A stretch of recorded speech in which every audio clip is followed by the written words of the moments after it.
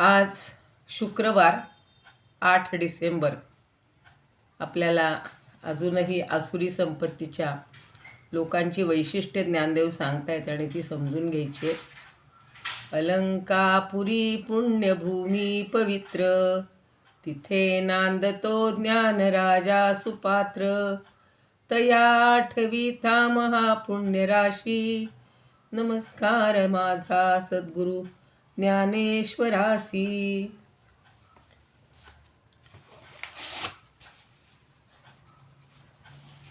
वेदान वेदमहो पशुमुख, अहो पशुमुखात प्रोच्चार्य सर्वे स्मिताः. कृत्वा लौकिक भित्तिका प्रचलनम, योगी समुद्बोधितः. गीता ज्ञानमलौकिकं प्रकटितं, विश्वाय शांतिप्रदं. वंदे तं करुणाकरं प्रभुवरं, श्री संत ज्ञानेश्वरं. श्री संत ज्ञानेश्वरं. ज्ञानेश्वर महाराज की जय. पंढरीनाथ भगवान की जय. आज एकादशी आहे आणि तीही ज्ञानदेवांची, आळंदीची, म्हणून त्या ज्ञानदेवांना पुन्हा एकदा वंदन करूया. आता आमची आज पारायणाची सांगता होणार आहे. आपल्यापैकी किती जण राहिलेले होते त्या पारायणामध्ये जरा नंतर सांगा. आता आपण 192वी ओवी काल घेतलेली होती आणि ती पुन्हा बघूया. 100 नाही 292. चुकून माझा लिहिताना तो आकडा चुकला असेल काल. असं पाहिलं होतं की आपण फूलच नसेल तर सुगंध कुठून येणार, त्या सगळ्या कल्पना खूप छान सांगितलेल्या होत्या. आता 92मध्ये काय म्हणतात, ऐसे न करिता काही, अंगेची वोखटे पाही, आता बोलती ते नवाई सांगी जेल. म्हणजे हे आसुरी संपत्तीचे जे लोक असतात त्यांनी निंद्यकृत्य प्रत्यक्षात जरी केलं नाही तरी ते मूलतःच वाईट असतात आणि ते कसे बोलतात ते आता पुढच्या ओवीमध्ये सांगणार आहे. पतंजलीनी आणि त्याच्यावर भाष्य करणाऱ्यांनी, व्यासांनी वगैरे, व्यासभाष्य आहे, मणिप्रभा टीका आहे, बऱ्याच टीका आहेत. 6 टीका तरी मोठ्या महत्त्वाच्या आहेत. तर आपण वाचिक सुद्धा हिंसा करतो आणि वाचिक हिंसासुद्धा ही हिंसाच आहे. म्हणजे तो कदाचित खरी हिंसा करणारही नाही कोणाची, पण बोलण्यातनं मात्र मी असं करीन, याव करीन, त्याव करीन, म्हणजे ही जी वाचिक हिंसा आहे ती ते बोलत राहतात. हे आसुरी संपत्तीचंच वैशिष्ट्य आहे. चांगलं जे आहे ते बोलतच नाहीत असं होतं. आणि कृती नाही केली तरी सुद्धा त्यांच्या मनामध्ये आणि वाणीमध्ये वाईट असतं. म्हणून ही 92व्या ओवीत सांगतायत की ते पुढं कसे असतात, कसे वागतात ते आता सांगतायत. 93व्या म्हणजे 293वी ओवी. एरवी करे याच्या ठाई चांग, ते तयासी कैसे नीटांग. तैसा असुरांचा प्रसंग प्रसंगे परिस. आता हे जे लोक आहेत हे कसे आहेत तर करा, करेयाच्या ठाई. करेय म्हणजे उंट. आता आपल्याला माहिती आहे उंट असा काही खूप देखणा नसतो. तर एरवी करेयाच्या ठाई चांग, ते तयासी कैसे नीटांग. त्याच्या ठिकाणी काही चांगलं नाहीच आहे, सौंदर्याचा भागच नाही आहे. म्हणजे सौंदर्याचा, सौष्ठवाचा स्पर्शच नाही आहे. मग ते सगळं त्याचं अंग हे बेढबच असतं. तयासी कैसे नीट अंग, त्याला नीट अंग कसं असेल, अंग म्हणजे अवयव, त्याची मान वाकडी, मध्येच कुबड आल्यासारखं. आता खरं म्हणजे राजस्थानमध्ये गेल्यावर उंटाची सफारी पण करतात बरं का, आम्ही केलेली होती. त्याच्यावर छान हे घालतात, जसं हत्तीला वगैरे घालतात तशी झूल, आणि आपल्याला फिरवतात. पण असा काही अगदी उंट देखणा नाही आहे की त्याच्याकडं, जसं मोर पाहिला की आपल्याला आनंद होतो, हत्तीवर पण बसावतो, घोड्यावर पण बसावं लागतं, तेवढं काही अगदी उंटाचं कौतुक नसतं. पण तरीसुद्धा सांगतायत ज्ञानदेव की त्याच्या शरीराला सौंदर्याचा कुठे थाराच नसतो. सौष्ठवाचा स्पर्श नसतो, त्याप्रमाणे ऐसे न करिता काही अंगेची बोखटे आता बोलती ते नवाई सांगिजेल.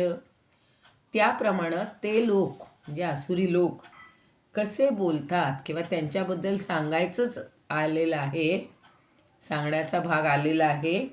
म्हणून आता मी सांगतो तो तू नीट लक्षपूर्वक ऐक, असं ते सांगतात. तैसा असुरांचा प्रसंगे परीस. आता त्यांचा प्रसंग म्हणजे कथाभाग किंवा त्यांचं वैशिष्ट्य सांगायची वेळ आलेलीच आहे. म्हणून तू आता त्या प्रसंगानुसार परीस म्हणजे ऐक. किती वेळा परीस शब्द ते छान आपल्याला वापरून सांगतात की लक्ष देऊन ऐका तुम्ही. आता आपण सुद्धा बघा, ऐकताना कदाचित आपलं अनवधान झालं, कुठं क्षणभर तिसरा विषय आला की एखाद्या ओवीचा अर्थ लक्षात येत नाही. मग सगळे म्हणतात तुम्ही ती ओवी शिकवलीस. तर असं कधी कधी होतं. तो भाग वेगळा आहे. आता इथे काय म्हणतात बघा, उधमणीचे जेवी तोंड, उगळी धुवाचे उघड, हे जाणीजे तेवी उघड, सांगोते बोल. आता हे काय आहे, उगळी धुवाचे उघड. उघड म्हणजे काय की धुराडं जे असतं की नाही, धुराडं ह्याच्यात बघा आता हल्ली कारखान्याची वगैरे धुराडी भरपूर असतात. पूर्वी घराघरातून पण अशी असायची, बाहेर एक धूर जायला जागा काढलेली असायची, त्याला धुराडं म्हणतात. तर ते धुराडं काय करतो, सतत धूरच उकत राहतं. उगळी धुवाचे उघड, ते सतत त्यातनं धुराचे लोटच बाहेर पडतात. हे जाणीजे तेवी उघड, तर हे जे जाणतात सांगोते बोल. त्याप्रमाणे या आसुरी वृत्तीच्या लोकांचं जे बोलणं आहे ना, ते असं उघड आहे, धूर ओकणारे आहे. काही जण इतके फाक फाक फाक फाक बोलतात रे बापरे, ऐकवत नाही आपल्याला. असं वाटतं यांनी आता काही नाही बोललेलं परवड. ते धुराड्यातनं जसं धूरसारखा बाहेरच पडतो, तसं ह्या आसुरी वृत्तीच्या लोकांकडनं बोलणं सुद्धा त्या धुराच्या लोटासारखं असतं. आणि चांगलं त्यात काही नसतंच, ऐकावंसं असं काही वाटतच नाही. म्हणजे काय उपमा दिलेली आहे आणि ती किती सार्थ आहे हे आपण लक्षात घ्यायचं. म्हणून नेहमी असं म्हणतात बघा, प्रियवाक्य प्रदानेन सर्वे तुष्यंती मानवाः किंवा जंतवाः आपण म्हणलेलं आहे. तस्मात् तदेव वक्तव्यम वचने का दरिद्रता. आपल्याशी जर प्रिय कोणी बोललं तर सगळे लोक आनंदित होतात. आपण जर प्रिय बोललो, गोड बोललो, मधुर बोललो तर सगळ्या लोकांना त्याचा आनंद होतो. आणि म्हणून कवी म्हणतात की तस्मात् तदेव वक्तव्य, म्हणून तुम्ही तसंच बोला. वचने का दरिद्रता, अहो बोलण्यामध्ये तरी कंजूशी कशाला करायची, दारिद्र्य कशाला दाखवायचं. लोक म्हणतात आपण आपले शब्द अगदी मोजून मापून वापरावेत. तसं नाही आहे. मी पाहते काही लोकांकडे हा खूप छान गुण असतो की तुमच्यातल्या छोट्याशा गुणाचं ते मोठं अगदी कौतुक करतात. तसंच सज्जनांच्या बाबतीत म्हणलं जातं. आणि जे दुर्जन असतात ते काय करतात, दुसऱ्याचा एवढासा दोष असतो, मोहरी एवढा, तर तो डोंगरा एवढा करून दाखवतील. आणि त्याच्या उलट सज्जन एवढा मोहरी एवढा गुण असेल तर तो परगुण परमाणी कृत्य नित्यम असं म्हणलेलं आहे. जे दुसऱ्याचे गुण जे आहेत ते परमाणू एवढे करतात हे दुर्जन लोक, आणि ते सज्जन लोक पर्वता एवढे करतात. तसं इथे आसुरांचे जे बोलणं आहे ना, ते सगळं धाड धाड धाड धाड त्या धुरांड्यातनं बाहेर पडावं तसं असतं. आणि मग कधी कधी बघा आपण असं कानावर हात ठेवून घेतो, बघा नको ते ऐकणं नको की बोलणं नको. तर असे त्याचे जे बोल आहेत ते नकोसे वाटतात. एवढ्यावरचीच एक ओवी बघूया, म्हणजे मग आपल्याला नवीन श्लोक घ्यायचा.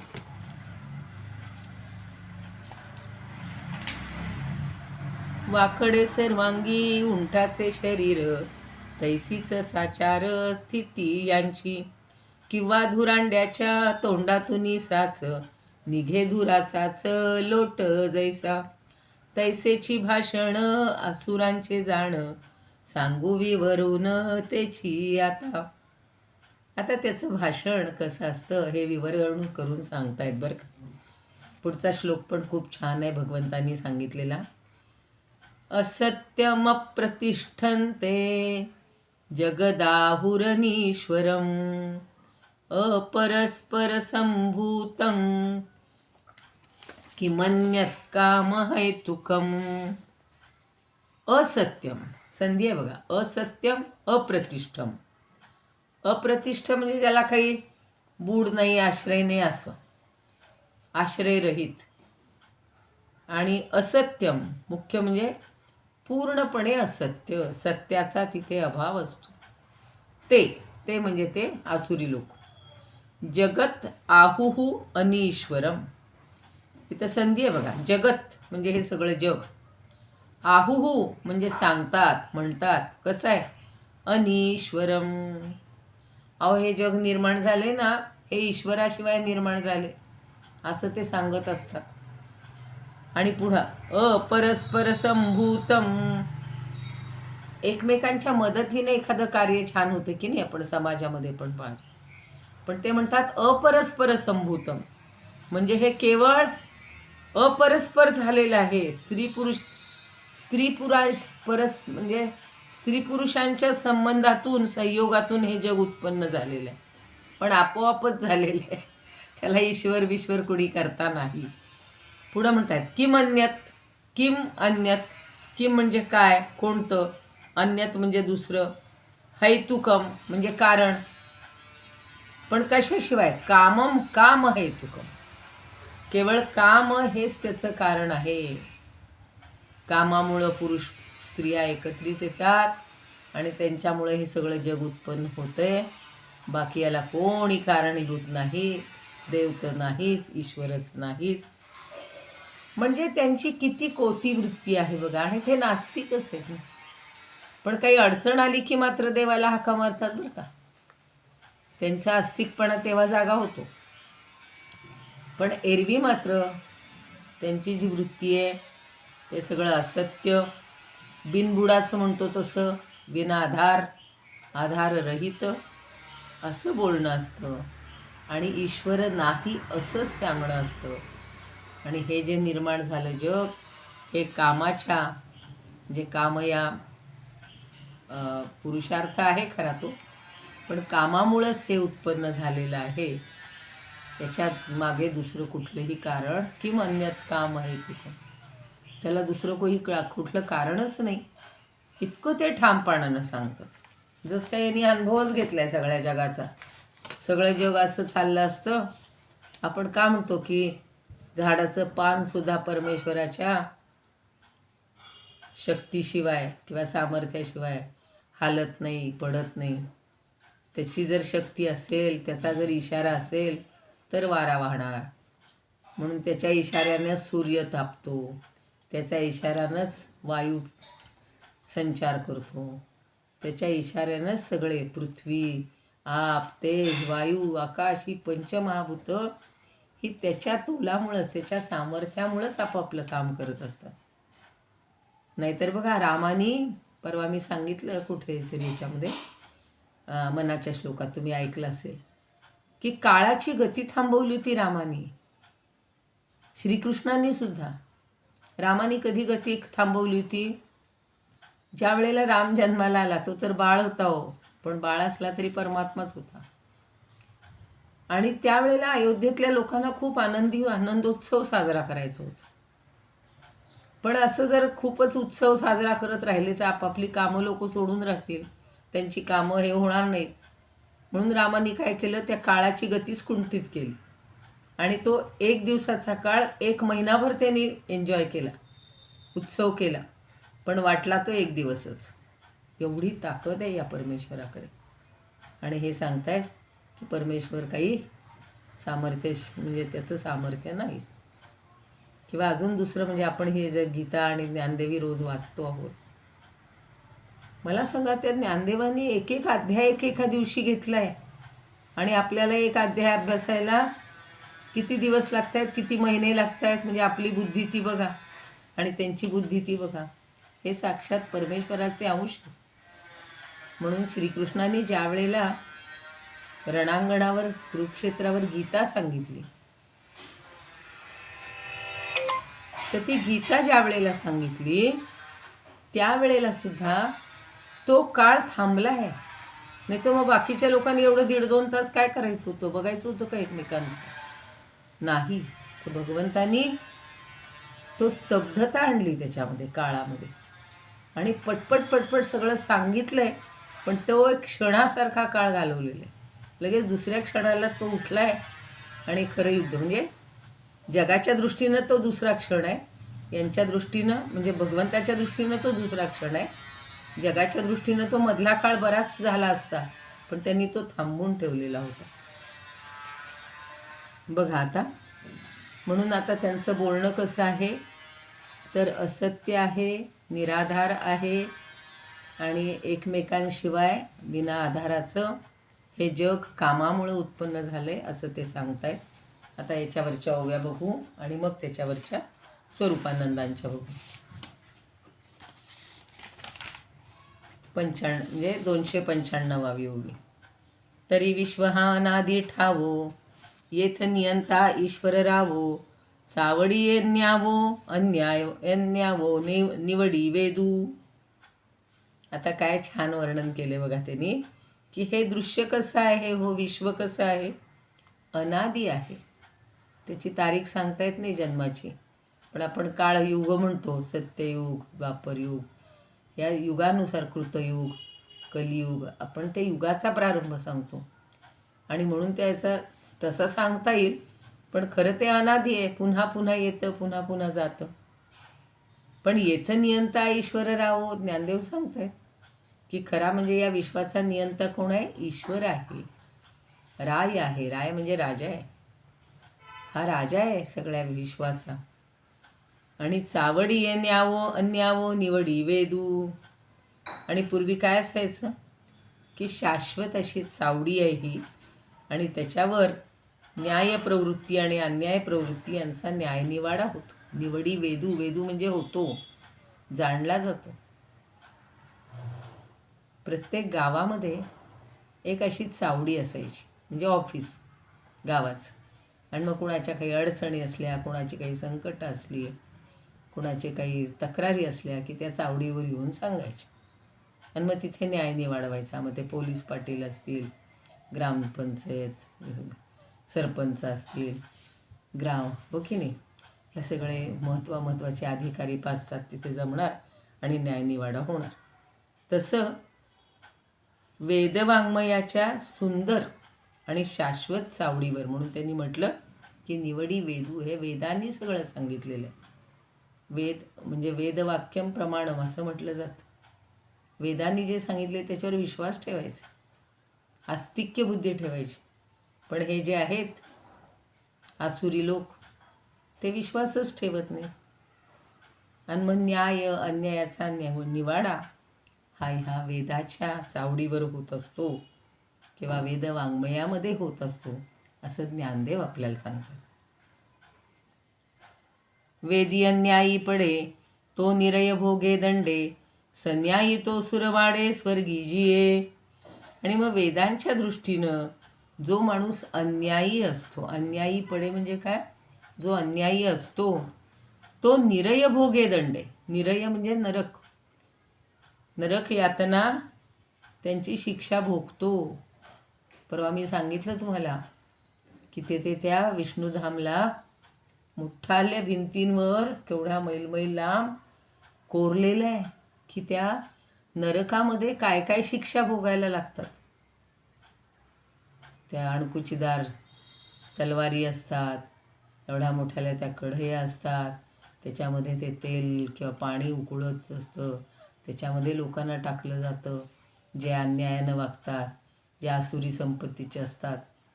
म्हणजे हा धाक म्हणून दाखवलेला आहे. खरा नरक आहे नाही याच्यावर आपण काही वाद घालायचा नाही.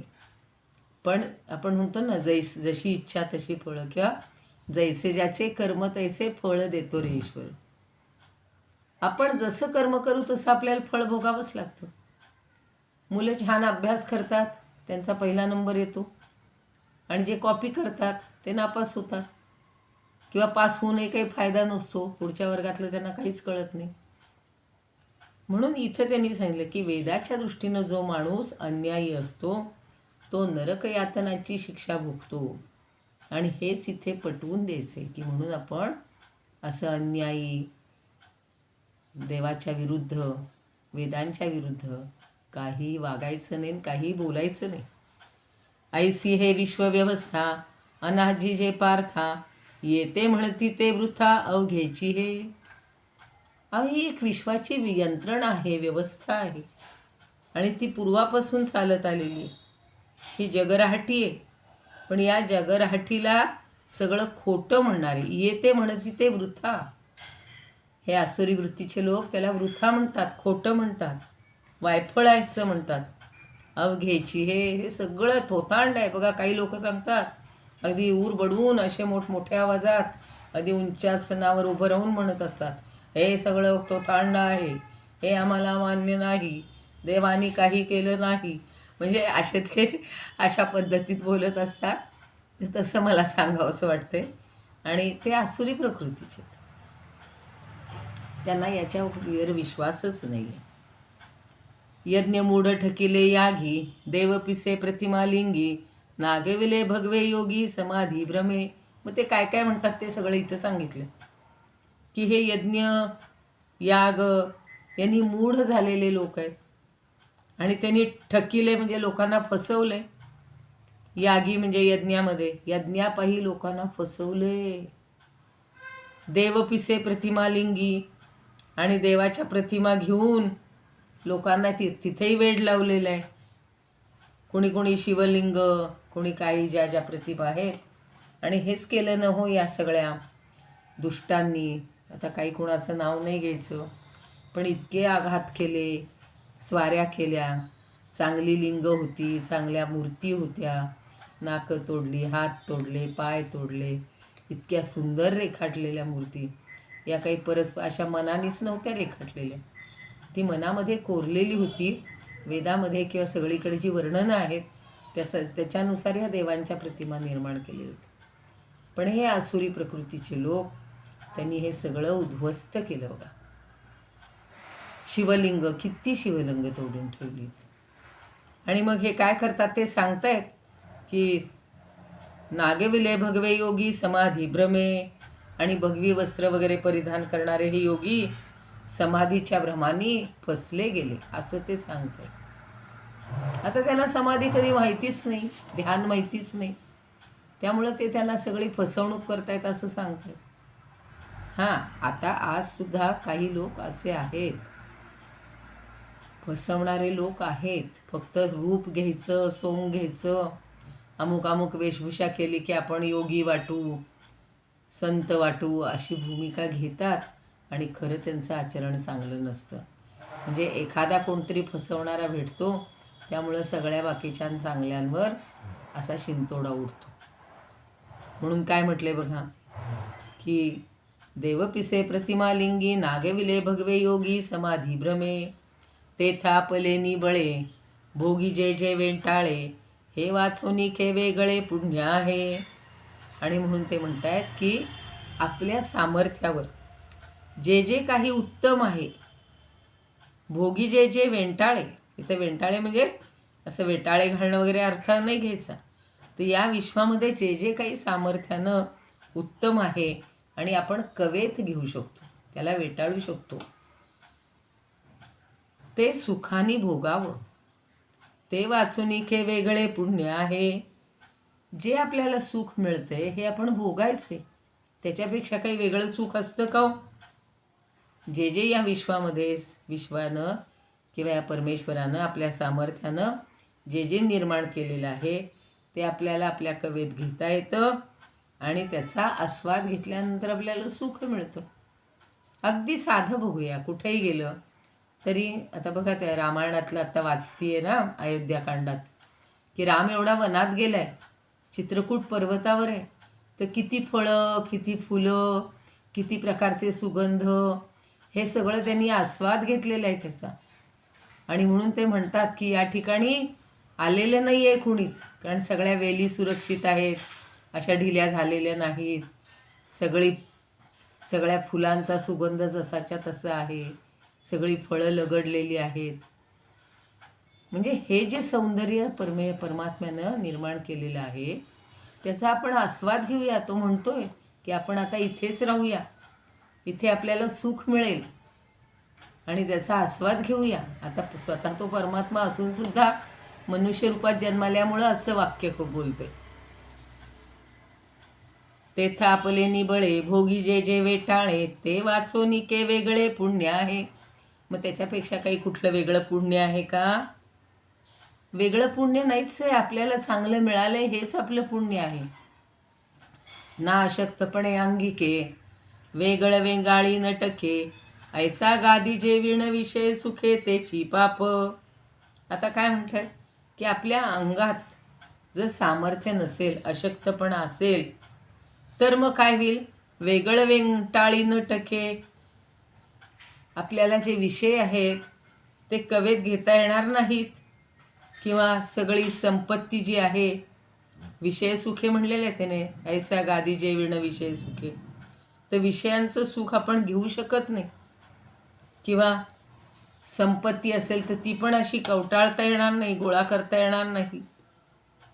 म्हणजे समोर आपल्याकडं असून सुद्धा जर त्याचा आपण आस्वाद घेऊ शकत नसलो तर याला दारिद्र्य म्हणायचं, यालाच पाप म्हणायचं. लोक म्हणतात बघा, समोर असतं पण आम्ही हात लावू शकत नाही. कारण का? आपलं काहीतरी पूर्वीजन्मीचं पाप आहे आणि त्यामुळं आपल्याला त्याचा उपभोग घेता येत नाही. हे सगळं एक कर्मसिद्धांत हा आपल्या तत्त्वज्ञानाचा फार मोठा पाया आहे बघा. आणि प्रत्येकाला सत्कार्याला, सत्कर्माला प्रेरित करणं हे भगवद्गीता, ज्ञानेश्वरी, आपले सगळेच ग्रंथ हे प्रेरणा देत असतात की तुम्ही चांगलं करा. आता साधं आहे बघा, किती वेळा ज्ञानदेवांनी ते उपमा दिलेले आहेत की जमिनीत जे पेरायचं बी आहे ते चांगलं पाहिजे की नाही, सकस पाहिजे, खणखणीत पाहिजे. ते भाजलेलं असेल आणि पेरलं तर धान्य पीक येणार नाही.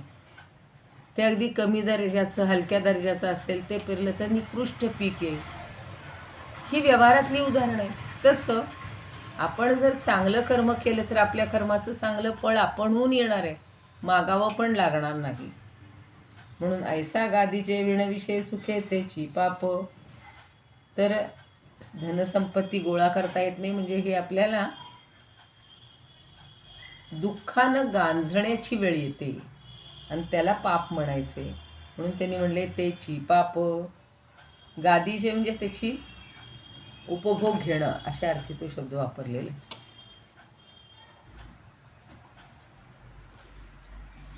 तरी विश्वाचे हे अनादि ठिकाण, नियंता तो जाण परमेश. न्याय अन्यायाचा द्यावया निर्णय, येथ वेद होय न्यायाधीश. किती छान सांगितलं, वेद हेच न्यायाधीश आहेत. तयाची या दृष्टी अन्यायी जे होती, शिक्षा ते भोगीती नरकाची. परिनिती न्याये वागती तयांस, सुखे स्वर्गी वास घडे पार्था. ऐसिया नादीजी विश्वाची व्यवस्था, सर्वथा ती वृथा बोलती ते. याज्ञिक ते वेडे फसोनिया गेले, आचरो निभले यज्ञ याग. देव पिसे तेही, पिसे म्हणजे देवाचं वेड लागले. लिंग प्रतिमानी सर्वथा भुलोनी नागविले. समाधीच्या छंदे जाहले भ्रमिष्ट, होनी विरक्त योगी जन. आपुलिया बळे मिळवनी भोग, भोगावे ते चांग जगा माझी. याविण आणिक नसे पुण्य साच, बोलती ऐसेच आसुरी ते. नातरी आपण दुर्बळ म्हणून, न होती स्वाधीन भोग सुखे. मग तया विण तडफडे जीव, पाप सर्व थैव नव्हे का ते. धनिकांचे प्राण हिरवून घ्यावे, पाप हे मानावे जरी साच. तरी हाती येता तयांचे सकळ, सांगा पुण्य फळ नव्हे का ते. पुढच्या ओव्यात बघूया आपण.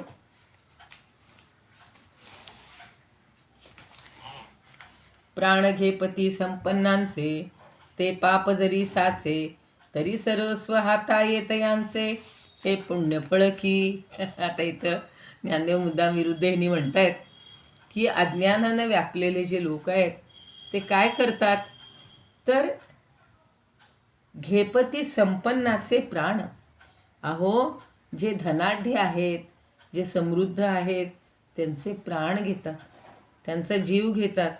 आणि हे जर पाप असेल तर त्या धनाढ्यांचं लुटलेलं धन हे आसुरी लोकांच्या पूर्वजन्मीच्याच पुण्याईचं फळ आहे असं म्हटलं पाहिजे. कारण आपण बघतो ना,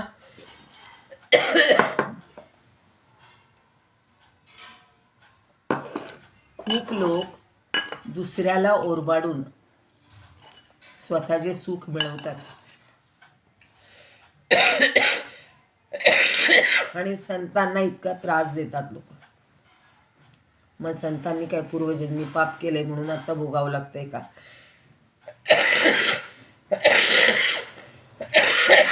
किंवा त्यांनी पूर्वजन्मी पुण्य केलं म्हणून हे आताचे जे पापी आहेत किंवा दुष्ट आहेत त्यांना हे सुख मिळतंय का? असा एक प्रश्न मनामध्ये येतो. कदाचित त्यातला थोडा अंश असेलही तसा. म्हणजे कदाचित पूर्वजन्मीच्या पुण्याईनं मिळवलेलं फळ हे त्यांना भोगावं लागत असेल असं म्हटलंय. बळी अबळा ते खाय, हेची बाधित जरी होय, तरी मासया कान होय निसंतान. अजून एक प्रश्न विचारलाय की बळी म्हणजे बळवंत, बलवान. तो काय करतो? दुबळ्या माणसांना, गोरगरिबांना गिळंकृत करतो. असं जर शास्त्रवचन सांगतं किंवा हे जर शास्त्रवचनांना बाधक असेल तर पाण्यातले मासे एकमेकांना खातात. मोठा मासा लहान माशाला खातो. मग त्यांचं का निसंतान होत नाही? पण आपल्याकडं मात्र असं जर दुसऱ्याला ओरबाडून एखाद्याची संपत्ती हडप केली तर त्याला पुढे आयुष्यात संतानच होत नाही. म्हणून शेवटी हा कर्मसिद्धांत समजून घेऊन आचरण करण्याजोगा आहे. असे काहीतरी वादविवाद करून काहीतरी 2 उदाहरणं दाखवायची, बघा यांचं कसं चाललंय, हे कसे आहेत, तर त्यात काही अर्थ नसतो. आणि कुळे शोधुनी दोन्ही, कुमारेची शुभलग्नी, मेळविजती प्रजा साधनी, हे तू जरी. आता व्यवहारात असंही दिसतं की शुद्ध कुळातले लोक, मुलगा मुलगी पाहिले जातात. मेळविजती प्रजा साधनी, त्यांचे गुण मिळवले जातात. कुमारांची शुभलग्नी म्हणजे त्यांचे 36 गुण 23 गुण किती जमतात ते. आणि शुभलग्नी म्हणजे मुहूर्त शुभ काढला जातो. आणि प्रजासाधनी मेळविजती, कशासाठी लग्न केली जातात? प्रजासाधनी, प्रजोत्पत्तीसाठी. आणि विवाहाच्या निमित्ताने एकत्रित येतात. प्रजासाधनी हे तू जरी. मग आता पशुपक्ष्यांमध्ये असं आहे का हो काही शुभ लग्न गुणबिणं जुळवतात? म्हणून त्यांनी पुढची एक ओवी घेऊया. तरी पशुपक्षादी जाती, जयामिती नाही संतती, तया कोणे प्रतिपत्ती विवाह केले. मग पशुपक्ष्यांच्या संततीला तर काही मोजमापच नाही आहे. आणि त्यांचे कोणी विवाह जुळवले आणि शास्त्रविधीनं त्यांना घडवलं, हे सगळं असं उलटं बोलतात. म्हणून याची काही आवश्यकता नाही असं ह्या आसुरी संपत्तीच्या लोकांना वाटतं. सगळ्यांनी लक्षात ठेवा, सोमवारपासून आपल्या वेळेला तास होईल 4:30 वाजता. आणि आत्तापर्यंत कुणाची जर अडचण झाली असेल तर इतरांना सांगा की आता आपण तुमच्यासाठी आणि आपल्या सगळ्यांच्या सोयीसाठी रेग्युलर वेळेला तास घेऊया. इदमुपकर्तुं भुवनमण्डलं समुदितमिव भास्करं, सादरं वन्दे ज्ञानेश्वरं. त्रिभुवनमाता भगवद्गीता, लोकमंगला लोकविश्रुता, लोकहितं संततं ध्यायता, येन ज्ञानेश्वरी विरचिता. श्रुत्वा प्राकृतगिरं सादरं वन्दे ज्ञानेश्वरं, सादरं वंदे ज्ञानेश्वरम्. आरती ज्ञानराजा महाकैवल्य तेजा, सेविती साधू संत मनुवेधला माझा. आरती ज्ञानराजा लोपले ज्ञान जगी, हित नेणती कोणी. अवतार पांडुरंग नाव ठेविले ज्ञानी. आरती ज्ञानराजा कनकाचे ताट करी, उभ्या गोपिका नारी. नारद तुंबरू हो सामगायन करी. आरती ज्ञानराजा प्रगट गृह बोले, विश्वब्रह्मची केले. राम जनार्दनी पायी मस्तक ठेविले. आरती ज्ञानराजा महाकैवल्य तेजा, सेविती साधू संत मनुवेधला माझा. आरती ज्ञानराजा. ज्ञानेश्वर महाराज की जय. पंढरीनाथ भगवान की जय. जय श्री कृष्ण. जय तू ज्ञानेश्वर.